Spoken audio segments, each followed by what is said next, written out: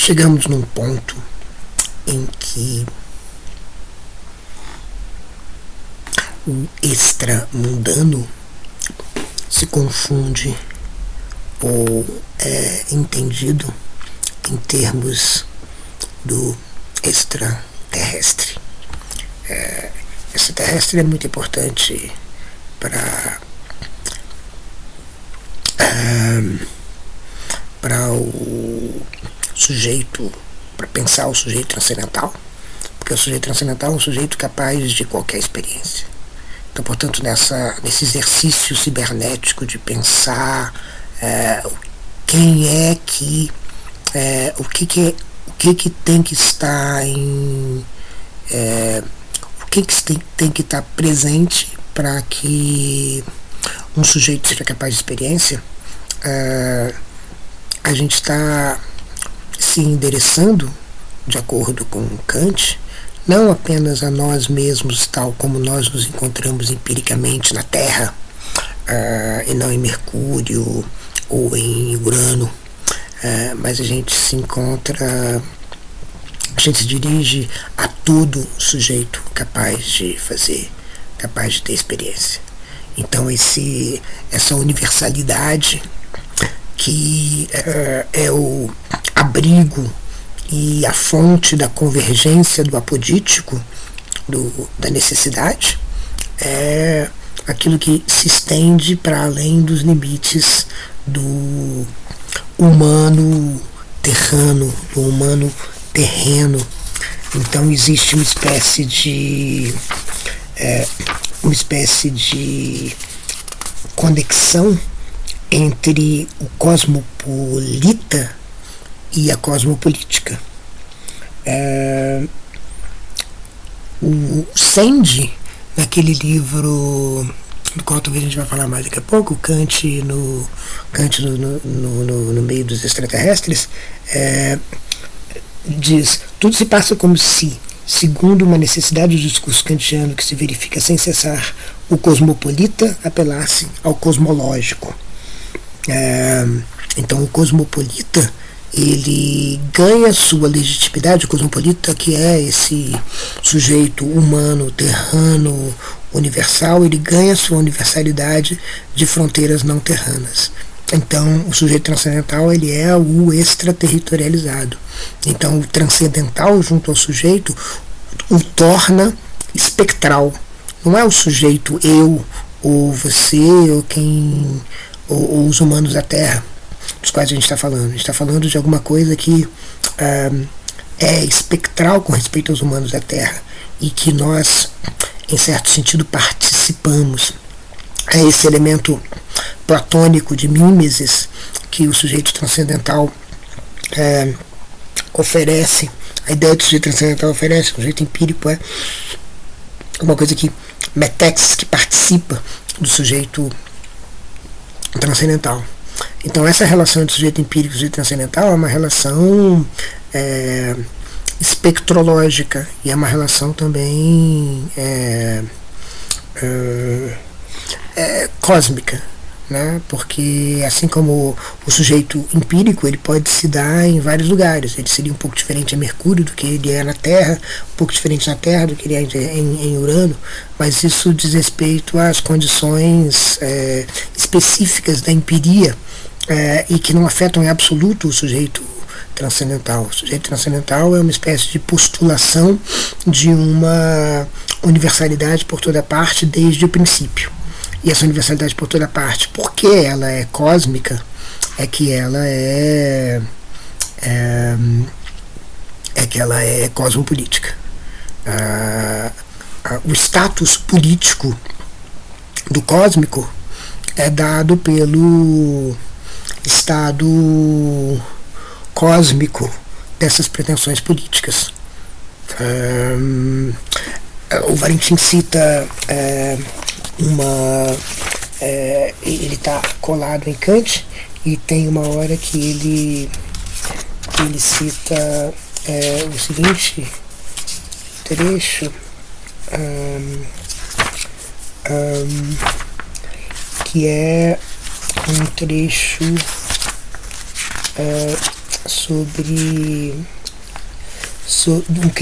um trecho da primeira crítica. A crítica pura B 17. Todos os objetos da experiência têm necessariamente que se regular pelos conceitos do entendimento humano e com eles concordar. Ou seja, o sujeito transcendental ele é criado como uma espécie desse espectro cósmico que tem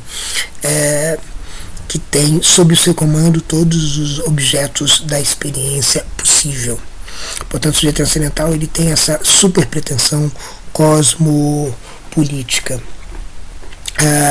E uma trama importante que o Valentim vai apontar nesse engajamento com Kant, que é uma trama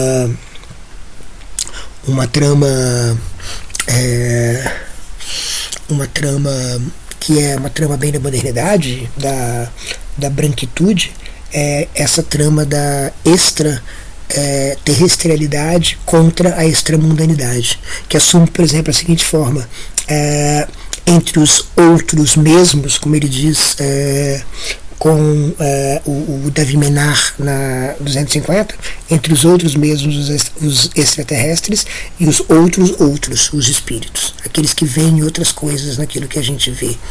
E ele vai dizer, Kant, na verdade, nunca conseguiu descartar a ideia de que a nossa capacidade sensorial se transforma e fica afetada, alterada, debilitada, propensa a fantasias, enlouquecida, ensandecida, fora de si, por causa do objeto que ela está focando. Ou seja, não é que eu alucino por alguma outra razão e eu vejo alguma coisa que precisa ser vista, que não precisa ser vista, que não está na minha frente, mas é que alguma coisa que está na minha frente é que faz com que eu alucine e crie então essa maneira de ver. Ou seja, qual é a proveniência, qual é a condição de possibilidade para que eu tenha essa percepção alucinada. É difícil descartar a ideia de que isso se dá na própria natureza do objeto da minha experiência. O objeto da minha experiência requer isso, o que leva rapidamente a essa ideia de que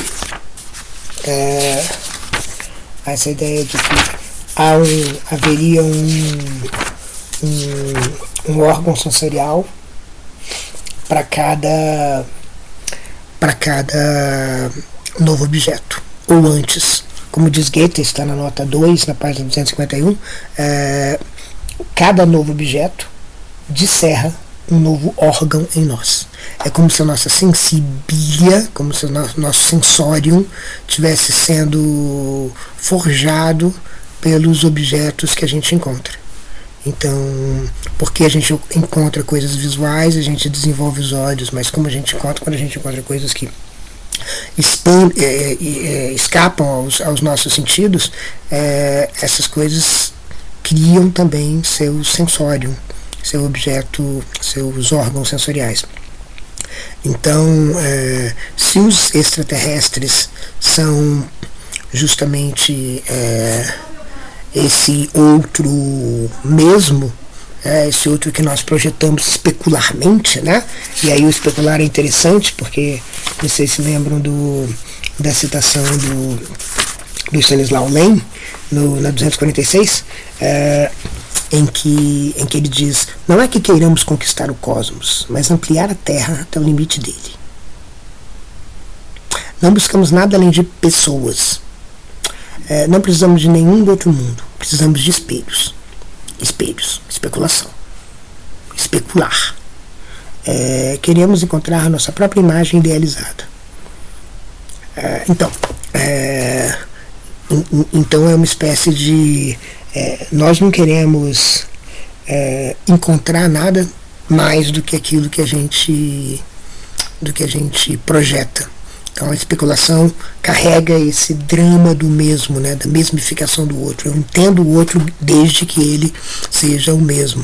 E é essa especulação que precede todos esses trabalhos canônicos de Kant, né, e que dão base para esses trabalhos canônicos, digamos, a partir da primeira crítica, que vão justamente informar esse cosmopolitismo, que vão formar uma espécie de cosmopolítica básica que vai fazer com que o sujeito transcendental seja esse espectro cosmopolítico central na trama, ainda que os extraterrestres desapareçam da primeira crítica.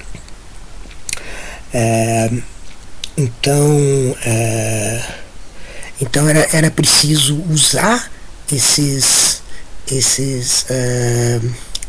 essa especulação do extraterrestre para exorcizar o perigo do extramundano terrenal, do extramundano terrestre.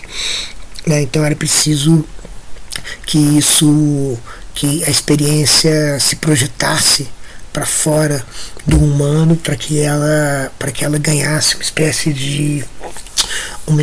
de aval, uma espécie de credencial para lidar com os outros humanos que viam espíritos, e também para os animais que eram tratados como se fossem elementos para nosso dispor, ingredientes para nossa cozinha epistêmica. Então é essa luta do extramundano travada com o extraterrestre, né? Então é como se o cosmos fosse um espaço de projeção que a Terra já não pode ser mais, porque afinal de contas tem esse encontro, como diz Lévi-Strauss, citado pelo Valentim, esse encontro terrível, esse encontro que nunca vai se repetir, com humanos completamente diferentes. Então, para não falar do extramundano, eu passo para o mundo e falo então do extraterrestre. Eu passo para o cosmos e falo do extraterrestre, e aí eu ganho uma credencial para poder falar do branco, ou seja, dominar em nome do branco os demais. Por que dominar em nome dos brancos os demais? Porque os brancos não são só os brancos, eles têm o aval dos extraterrestres. O Valentim cita também no 240 o Nodari, que diz, se o extraterrestre é o humano projetado cosmicamente, bem assim, o extra-humano é o terreno projetando o cosmos. E aí a questão é: a batalha cósmica se dá aí, porque o terreno que projeta o cosmos, ele vai projetar o cosmos de maneira diferente. É como se fosse uma batalha espacial entre o humano e o extra-humano terreno, pelo cosmos, pela especulação do cosmos, pela projeção do cosmos. Então, assim como o branco se projeta no cosmos, talvez todas as formas de vida terranas também se projetam no cosmos, também eles estão projetando o cosmos. Então se torna uma batalha de projeções, uma batalha de imagens, portanto uma batalha perspectivista, uma batalha que é centrada do ponto de vista do ponto de vista perspectivista, na ideia de que o ser ele está associado a uma imagem. E estar associado a uma imagem significa dizer que existir por outrem. Através da minha imagem por outrem que eu existo. Eu não existo por mim mesmo. Como eu estava falando na síncrona, não é uma matéria que se sustenta por si mesmo. É uma matéria que se sustenta na perspectiva. Então, o cosmos é o espaço da projeção. É o espaço do além que é projetado. Que não é mais nada a não ser a imagem que nós projetamos nela. E por isso que ela é o terreno da batalha. Né? A batalha entre o extramundano e o extra-humano, nesse caso.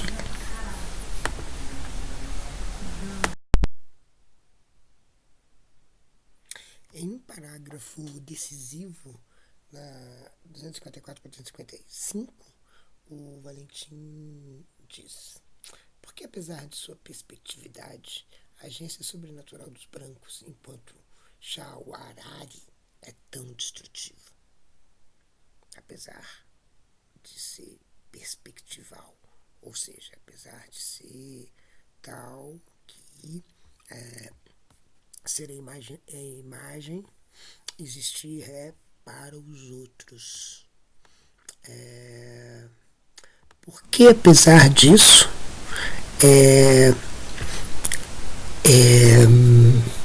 a Shawarari é tão Shawarari, né, que aí é monstruoso, né, é tão ou transfigurado, ou espectral, é tão destrutiva. Schopenhauer repete muitas vezes que eles são surdos aos espíritos, que ignoram ou são indiferentes ao que se passa com os outros, e até mesmo consigo mesmos. Falta de perspectividade. Enfim, que são esquecidos, tendo o pensamento curto e obscuro. Mas qual será a razão profunda desse esquecimento, essa estreiteza de pensamento? Descartada a hipótese da impotência espiritual, sobrenatural, resta pelo menos uma outra. Os brancos querem ignorar a morte.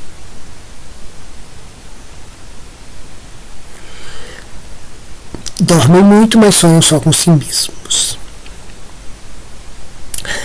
Danowski e Viveiros de Castro comentam com profundidade essas sentenças como implicando o juízo mais cruel e preciso jamais anunciado sobre a característica antropológica dos brancos. Ao conspirar com a morte, eles sonham o que não tem sentido. Como não tem morte, os sonhos não falam sobre esse espaço do outro lado, mas falam sobre esse espaço, mas não tem sentido, porque o pós-mortem não tem sentido, como não tem sentido a morte. Metafisicamente isolados pela grande divisão, os brancos modernos denegam o seu ser-imagem, a sua existência por outrem, em suma, sua própria sobrenatureza. Denegar a sua própria sobrenatureza significa denegar, ter uma visão substantiva de si mesmo. Ou seja, não enxergar que aquilo que eles fazem são vistos, deixam rastros, tem uma espectrologia. É impossível ser visto de uma única maneira. É impossível ser visto de uma única maneira. E os brancos ficam nesse esforço de tentar ser vistos de uma única maneira. Tentar igualar a imagem que eles têm da imagem que os outros têm deles. E essa disputa de imagem é que é destrutiva. Eles tentam ter uma identidade entre aquilo que eu vejo de mim e aquilo que os outros veem de mim. Isso é, em parte, serem reféns do que é idêntico, do que é da identidade. Os brancos são o tempo todo aquilo que eles são. Eles não passam a perspectiva de outros, eles não conseguem se ver numa perspectiva dos outros. Eles não conseguem se ver como outra coisa, senão como os humanos que eles se consideram substantivamente.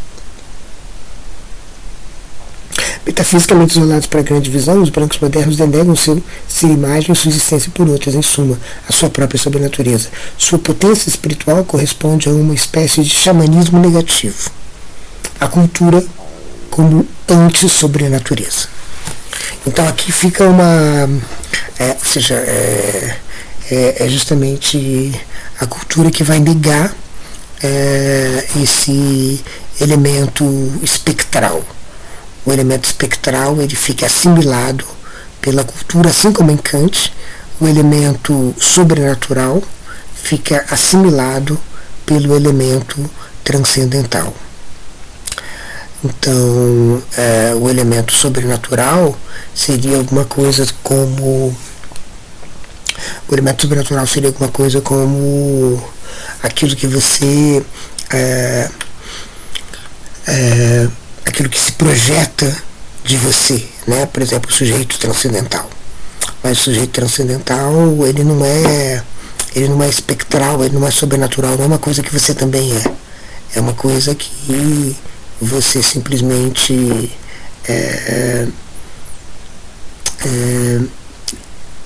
substantivamente faz parte da sua natureza, uma vez que você se tornou capaz de fazer juízos sintéticos a priori, ou seja, você foi capaz de usar conceitos, e sendo capaz de usar conceitos, então você se tornou esse espectro, e esse espectro não é um espectro que escapa do que você é substantivamente. Então essa parece uma fórmula branca, né? A fórmula da assimilação pela cultura do que é espectral. Parece que o espectral é apenas aquilo que é cultural.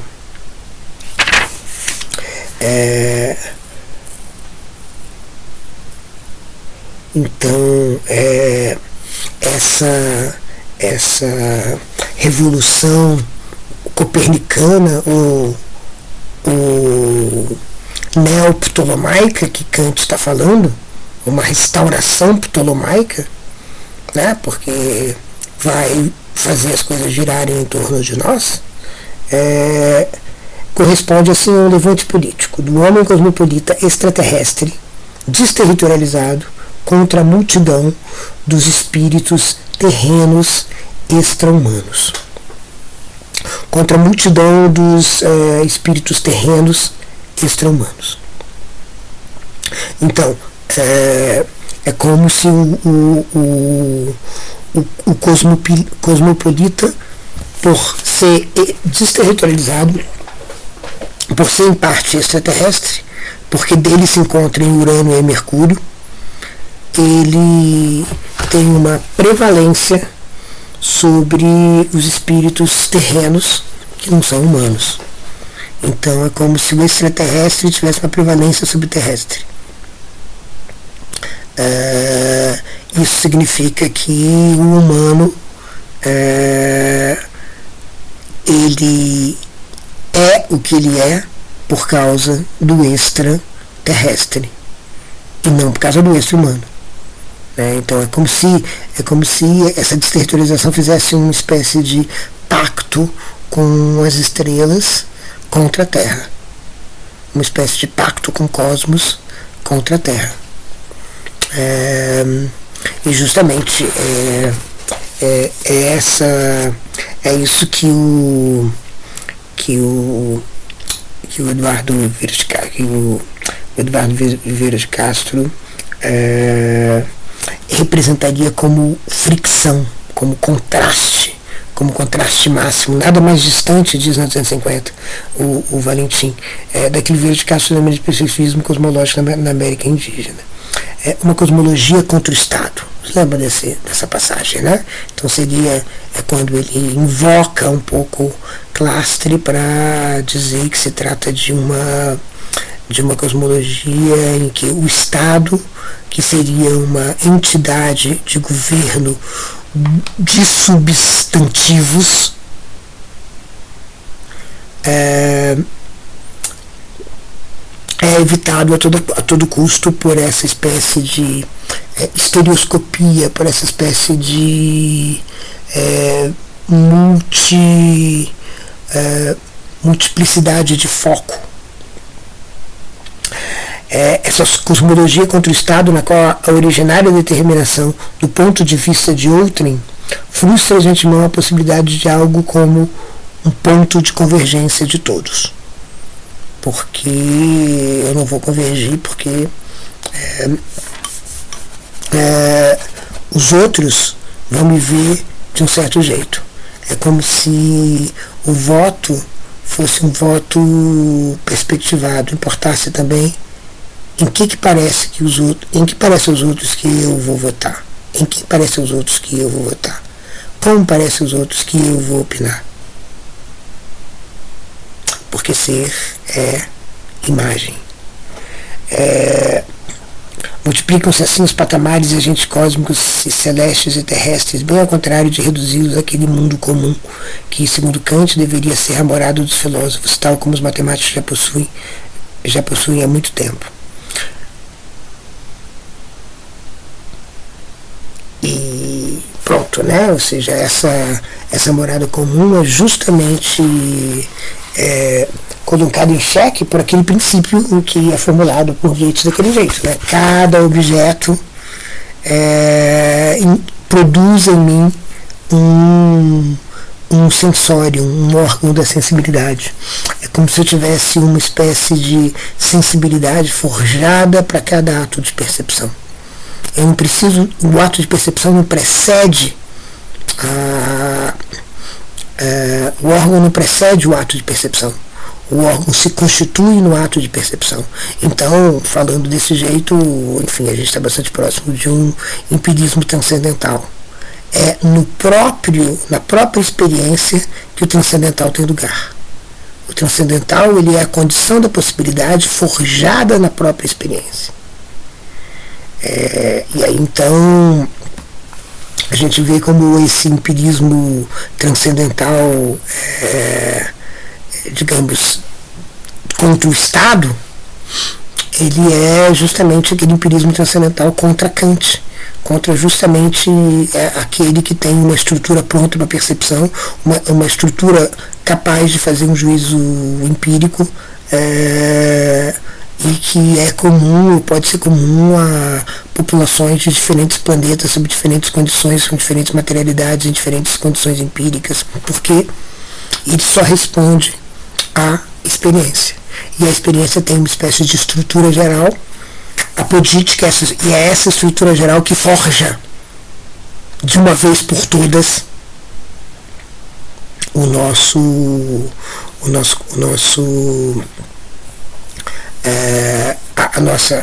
aparato sensível. O nosso aparato sensível ele não é feito ele não é feito a cada caso. Ele é forjado de uma vez por todas. Ele é forjado de uma vez por todas precisamente porque existe um transcendental que é como se fosse uma espécie de autoridade do Estado sobre a experiência. Isso quer dizer o quê? Isso quer dizer, em certo sentido, que a experiência é ela mesma substantiva. Sabe? A experiência é ela mesma substantiva. A experiência não é perspectivada. A experiência não está associada a um ato circunstancial de um encontro com alguma coisa que é sempre estereoscópico, no sentido de que esse encontro é sempre visto de mais de um lado, e mais de um lado com sensibilia, com sensorium diferente. Sensorium diferente porque de cada lado do encontro você tem uma experiência que forja diferentes órgãos sensoriais. E pronto, né? Então esse forjar de outros órgãos sensoriais, ele é precisamente o que impede que haja essa espécie de organismo central que não está numa situação, mas que está precisamente respondendo a um agente unificador, né, que é essa capacidade de comando do sujeito transcendental. Então, o que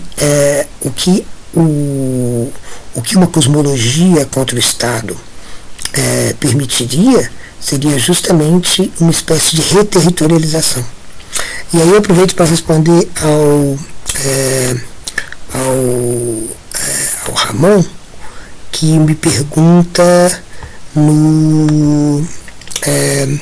diretamente o seguinte. Ele me pergunta, tem um parágrafo mágico que explica mais ou menos o conceito de lesão de desterritorialização.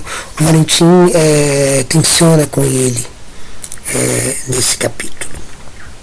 E a pergunta, eu não acho que tem um capítulo, um parágrafo mágico.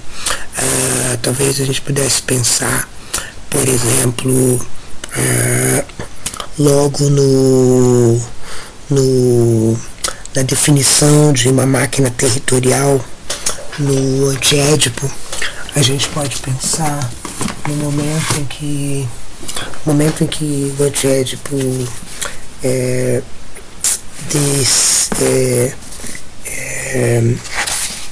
introduz a ideia de máquina territorial, mas essa também não sei se é mágico assim, né?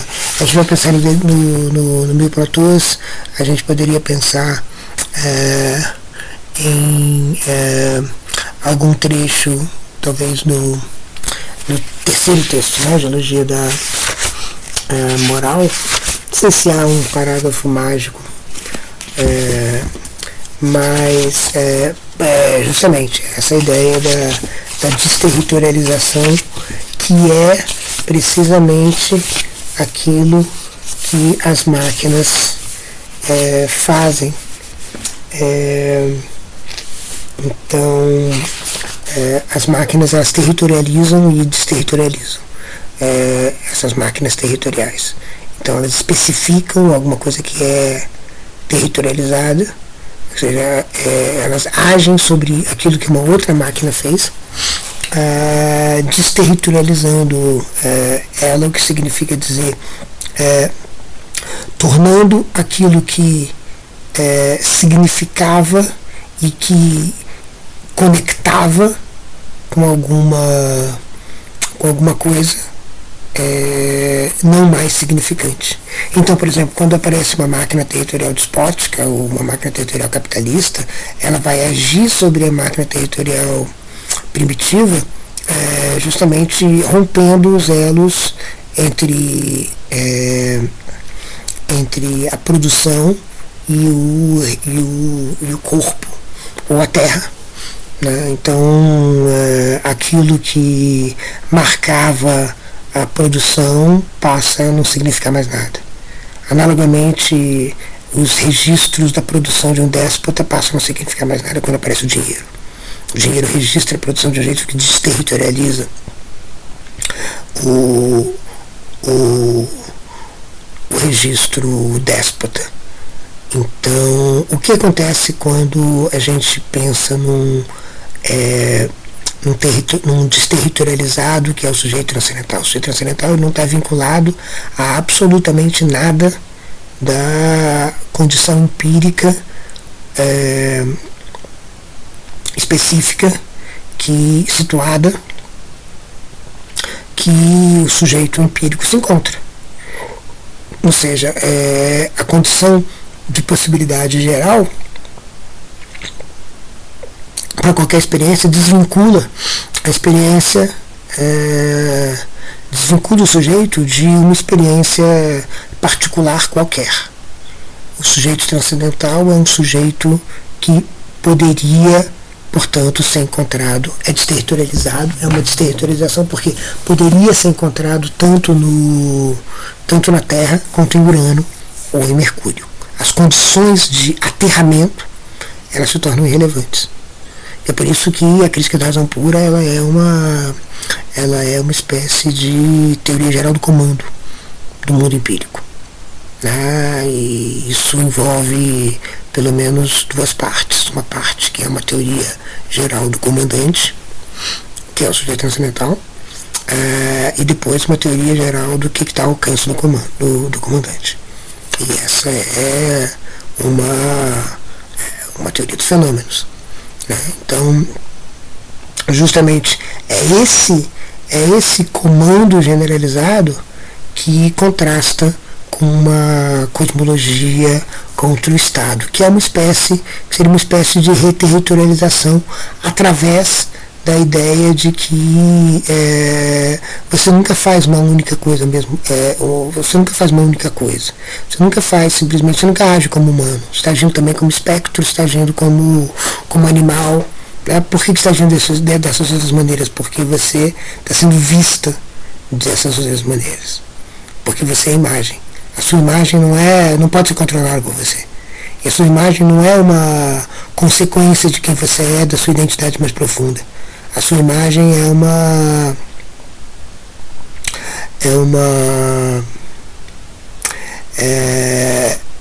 uma coisa que escapa e que difere de você, ou seja, você é diferente de você. Posto numa outra condição, posto com outra circunstância, adicionado uma outra coisa, a identidade não se mantém. Então é essa falha na identidade que permite que haja um pensamento que entenda que a continuidade, que eu faço uma série idêntica em que eu sempre me repito e sou idêntico a mim mesmo, em oposição a eu fazer uma série em que eu sou de alguma maneira substituído por outro, ou seja, a minha imagem já não é mais a minha imagem idêntica que era antes, é uma imagem de uma outra coisa. Então o espectro ele é uma espécie de outra vida, e a gente começa a entender o que seria uma espectrologia, da qual a filosofia transcendental seria uma espécie de capítulo na sua equivocação quase premeditada. A espectrologia seria uma espécie de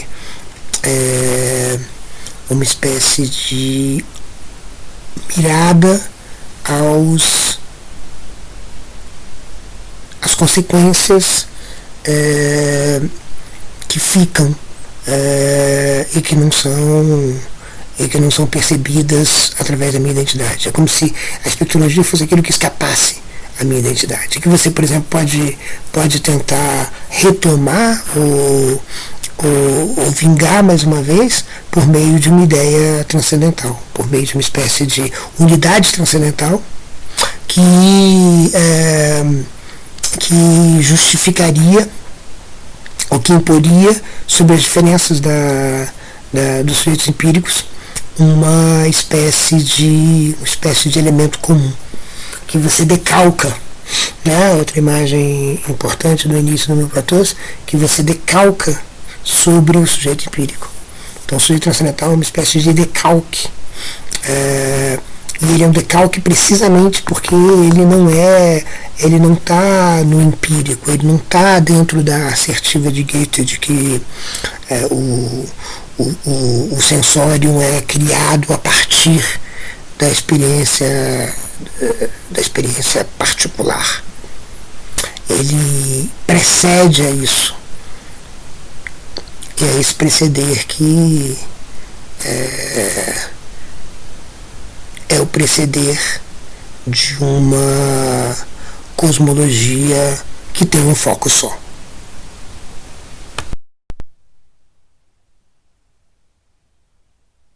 Hoje eu estava falando sobre, hoje quarta-feira, né?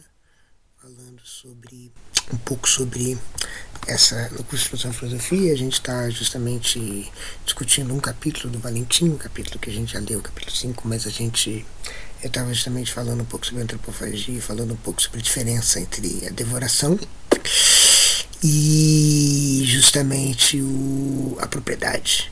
E essa citação do Schopenhauer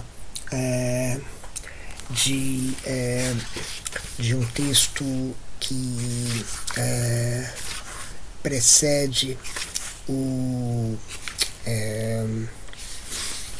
A Queda do Céu, um texto chamado Sonho das Origens. Um texto chamado Descobrindo os Brancos. depoimento recolhido por Bruce Albert, e está numa edição do ISA no ano 2000. Então é mais ou menos assim. Ele diz, está na página 257 do Valentim. Não creio nessas palavras de sobre a terra do Brasil, ela não estava vazia. Creio que os brancos querem sempre se apoderar de nossa terra, é por isso que sempre repetem essas palavras. As palavras de mentira. Essa terra estava vazia, queremos trabalhar nela, como diziam os garimpeiros. Mas eu sou filho dos antigos Yanomami, habito a floresta onde viviam os meus desde que nasci, e não digo a todos os brancos que a descobri. Ela sempre esteve ali antes de mim. Eu não digo, descobri essa terra, porque meus olhos caíram sobre ela, portanto eu possuo. Ela existe desde sempre antes de mim. Eu não digo, eu descobri o céu.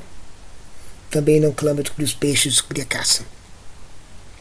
Eles sempre estiveram lá. Digo simplesmente, também os como. Isso é tudo.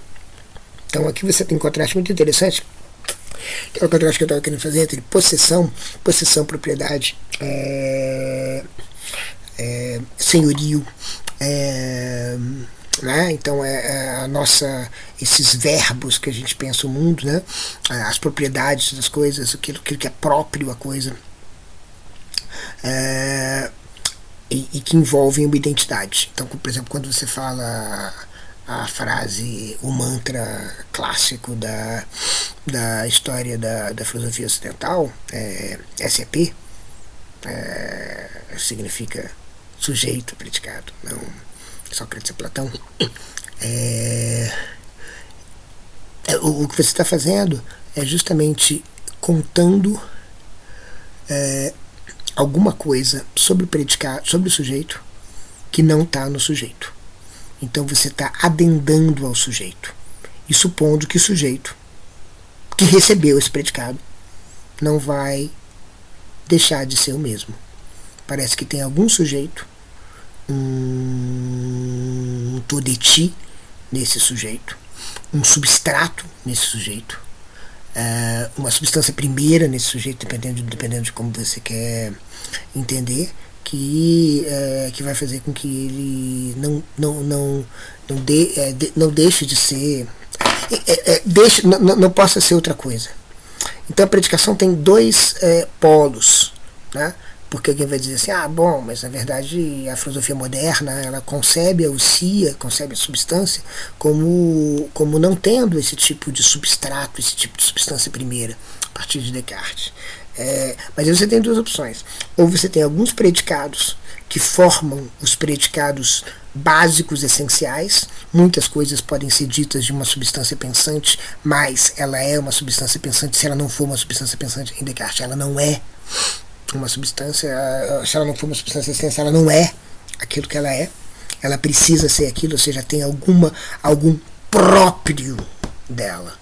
Tem algum próprio que não depende de todo o resto. O mesmo vale para a substância, única do Spinoza, né? A substância única é uma substância em que todos os atributos já estão nela. Nenhuma predicação é alguma coisa, pode ser sintética. E mais claramente, aí você tem um outro polo, né?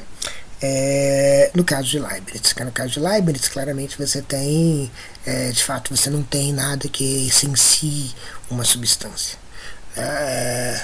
Mas justamente nesse caso, você não tem a predicação nunca é sintética. A tendência de Leibniz, o princípio da razão, como dizia o Couturat, de entender que qualquer afirmação de tipo SAP é uma afirmação, é uma verdade e razão. Portanto, é analítica. Portanto, não há nada que, digamos assim, não esteja em S que está em P. P é simplesmente, P não pode ser nada mais do que uma espécie de desdobramento de S, desempacotamento de S. Então, ou você tem novidades a um próprio, ou você não tem novidades a um próprio, né? Você não tem novidades a um próprio. Se você não tem novidades a um próprio, então você na verdade não tá, o próprio se mantém igual nesse exercício de apropriação, de predicação, de atribuição de uma propriedade a alguma coisa. Então, então isso é a chave do próprio, ou o próprio é mantido apesar das circunstâncias, né? Ou seja, a identidade é mantida apesar das predicações, ou a identidade é dada pelas predicações, e as predicações, portanto, não trazem nenhuma novidade, também não trazem nenhuma novidade ao sujeito que está sendo predicado. Portanto, em todos os casos, você tem uma variante do próprio, né? E aqui o próprio se contrasta justamente com a devoração. A devoração, que é um estado de transformação. É um estado, digamos assim, a indigência do próprio, né? O próprio morre de fome. É o isolado metafisicamente. Então, essa ideia é tão central de que existir é uma imagem e o ser é por outrem, é a ideia de que não tem esse isolado, esse sujeito isolado, essa substância isolada, a não ser na completa indigência. Ela fica totalmente fora de si, né? Ela fica totalmente incapaz de se ater aonde ela está, né? Totalmente, portanto desterritorializada, como se ela fosse imune à vizinhança, né? Então é isso que faz com que a devoração mostre que a possessão é a indigência, o próprio é indigente. Aquilo que tem identidade não se mantém. Não se mantém porque as imagens mudam, né? As imagens estarem sempre mudando indicam que é como se o ser fosse prisioneiro das aparências. E esse estado de ser refém é que faz com que ele justamente perca a possibilidade de ter alguma coisa que seja propriamente dele, né? Então é como se tudo aquilo fosse tudo que existe fosse jogado numa substitutibilidade, como no caso Arauitê, em que os inimigos vão se tornar aquilo que você é, os inimigos vão se tornar aquilo que você vai ser, né? Então esse contraste é um contraste, eu acho, bastante fértil, né? Porque a devoração, ela é uma figura do não próprio, ou da indigência do próprio. E aí, logo em seguida, o Valentim fala dessa hipercosmologia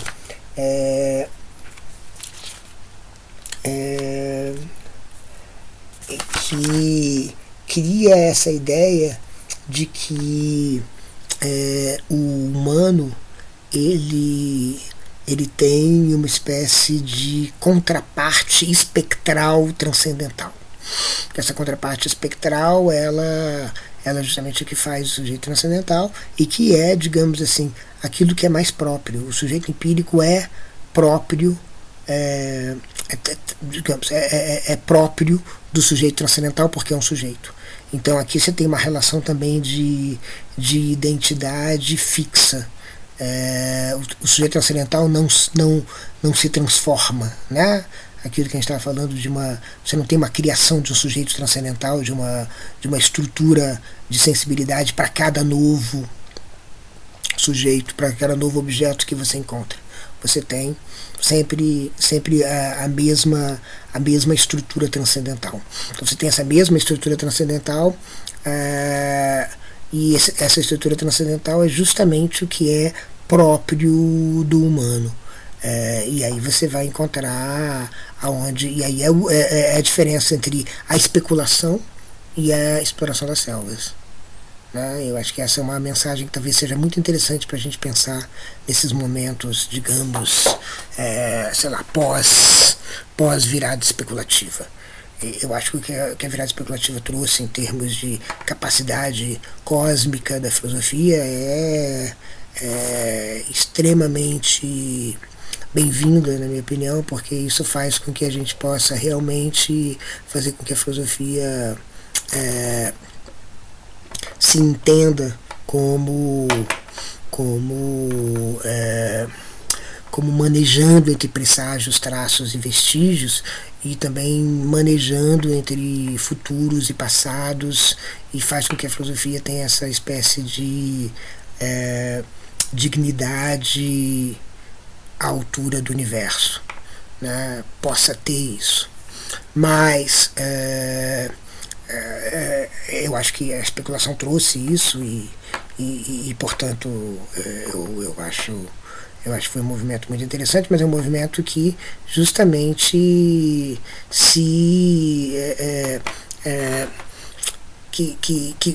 fica em xeque quando você contrasta justamente o extraterrestre, o ET e o extra-humano, o EH. O EH, que sei lá, enfim, a cutia, a queixada, o jaguar, o glaciar, os rios, os mares, enfim, quando você contempla a coisa e contrasta, por exemplo, então, portanto, o ET com esse EH, porque o EH você encontra. E mais que isso, o que acontece quando esse EH, ele justamente está no limite do que você pode chamar de humano, desse humano próprio substancial. O que você pode então fazer quando você encontra não um sujeito transcendental, mas um selvagem arauetê? O que você vai fazer desse encontro? Então esse encontro, ele é um encontro muito diferente do não encontro especulativo, porque a especulação não tem encontro. A especulação você tem um jogo de espelhos, né? Aquilo que o Len falava, né, na epígrafe, numa das epígrafes de sessão do capítulo. Né? Então você quer espelhos, né? Então é isso que o Kant está fazendo. Ele está procurando espelhos, ele está procurando uma espécie de legitimação especulativa do sujeito transcendental. E essa legitimação, juntando, portanto, o cosmopolitismo à teoria do céu. O cosmopolitismo que é balizado, em certo sentido, na razão, no sujeito transcendental, no limite. Então, pronto, né? Aqui a gente tem um contraste entre o encontro e a especulação.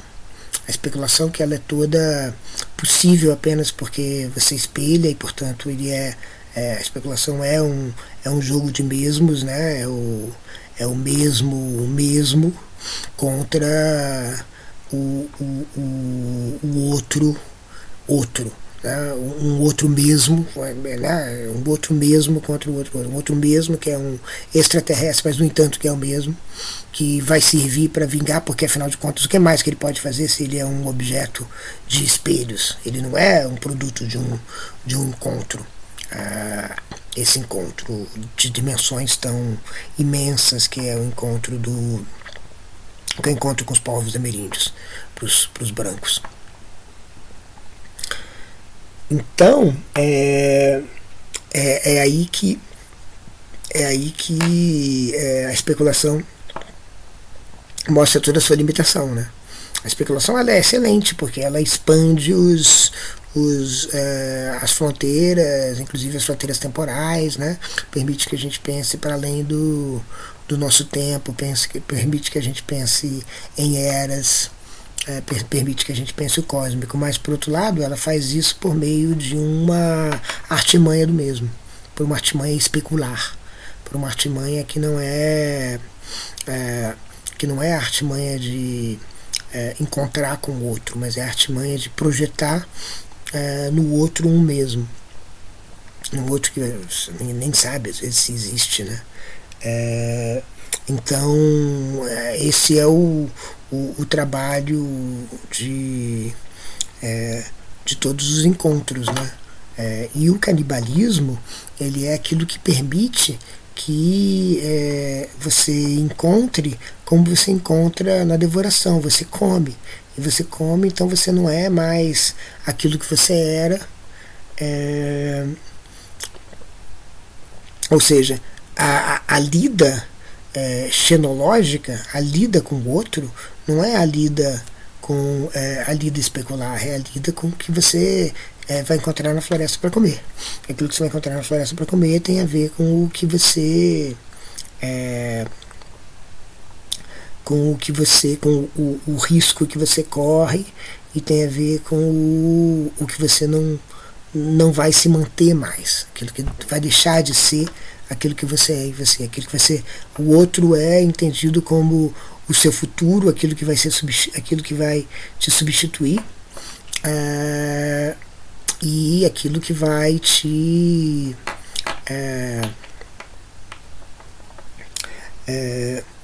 é aquilo que mostra que não tem propriedade alguma, né? Então, bom, aí a gente tem uma imagem bem diferente da imagem da filosofia europeia, né? Que claramente a gente consegue ver como que o canibalismo, por falta de uma palavra melhor, literal ou metafórico, ele é um regime de pensamento que difere do regime, enfim, da predicação da propriedade. Então, justamente aqui é onde a gente pode ver isso, né, que a imagem que eu tenho, a imagem que fazem de mim é uma imagem que eu não tenho como determinar. Então o mundo externo para mim é o indeterminado da imagem que vão fazer de mim, de espectro, de predador, de animal, e é impossível que eu seja sempre a mesma coisa para todas as perspectivas. Então, portanto, tem um incontrolado que está nas minhas próprias ações. É isso que é preciso ver. O Copenhague está dizendo, é isso que os brancos não veem, é isso que eles precisavam ver.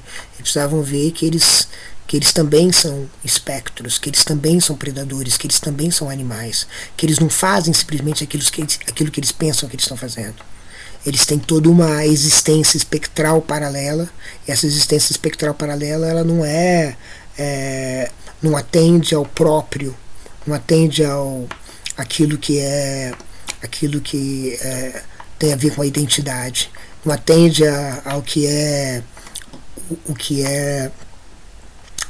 intencionado, mas também aquilo que é a imagem que você intenciona passar, né? Eu dizia hoje, você pode ter, por exemplo, uma imagem diferente, você certamente vai ter uma imagem diferente para pessoas diferentes que te olham de maneiras diferentes. E isso é um pouco, atentar para isso é atentar para uma imagem transformadora, e saber lidar com a imagem é saber não lidar com a aparência, né? Agora, saber não lidar com a insistência da identidade, né? Agora, essa lida com o outro, ela não é necessariamente uma lida de devires. Ela pode ser não uma lida de devires, mas uma lida de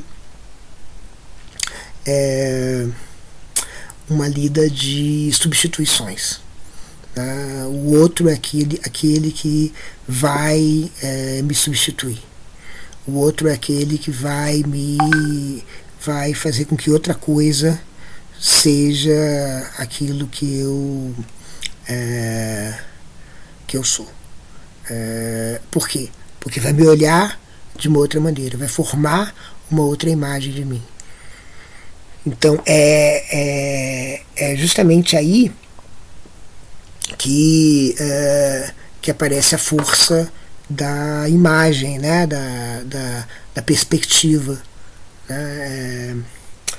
E pronto, então é como se a gente carregasse um sobrenatural, né?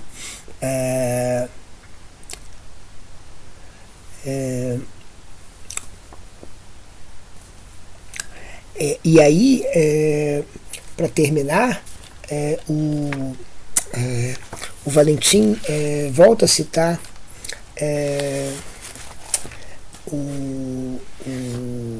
a ideia, no final, na página 260 já, a ideia de um fim de todas as coisas não vai buscar a sua origem ao raciocínio sobre o curso físico, mas sobre o curso moral das coisas no mundo. E é assim, e só assim é suscitada, como se a moral fosse uma espécie de ela mesma, como se fosse uma espécie de espectro, como se fosse um modo de existência separado do modo de existência físico. Este último curso pode apenas relacionar-se com o suprassensível, só compreensível no campo da moralidade. Esse suprassensível que seria justamente o sobrenatural. E aí ele vai dizer, na 260 também, né? Postulado na representação do fim de todas as coisas, o divórcio entre a física e a moral é o que justifica a suposta impossibilidade transcendental do fim, no sentido do colapso definitivo da própria teleologia racional. O fim do pensamento, ou seja, o espectro, ele não tem história, né? O espectro, ele é fixo. Essa é a ideia, né? Já a gente falava no capítulo passado sobre essa impossibilidade de um platonismo ameríndio. Uma das coisas que a gente mencionou é a ideia de que essa imagem, essa utopia, ela não é uma imagem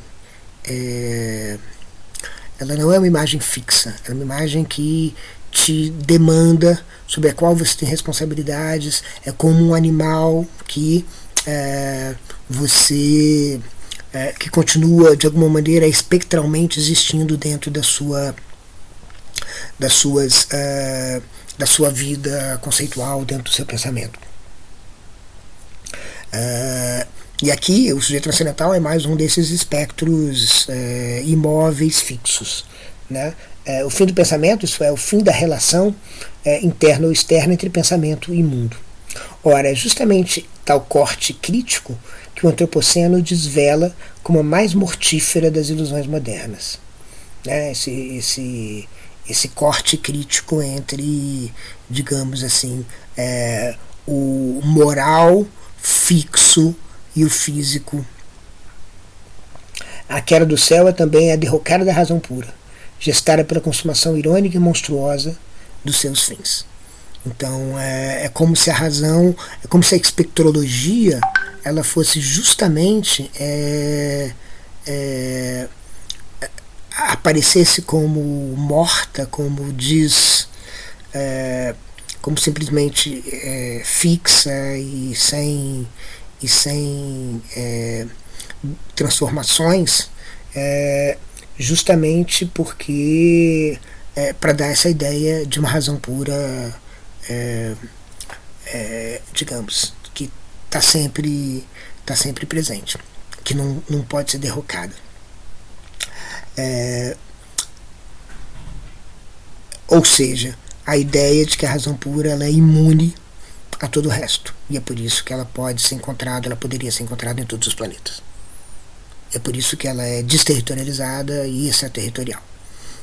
Então é dessa luta de espectros que a gente está falando quando a gente fala de eventos cosmopolíticos, como por exemplo a transformação do mundo num mundo comandado, independente das circunstâncias.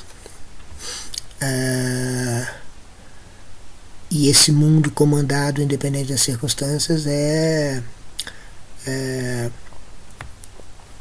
precisamente o que esse mundo comandado, independente das circunstâncias, ele é um espectro sobre nós que surge apesar dos atos intencionados da nossa história humana, e é um espectro que também tem história, né? Então, de alguma maneira, era preciso contar também essa outra história, que é a história daquilo que não é humano e que perpassa o humano e que atravessa o humano e que faz do humano também o seu palco.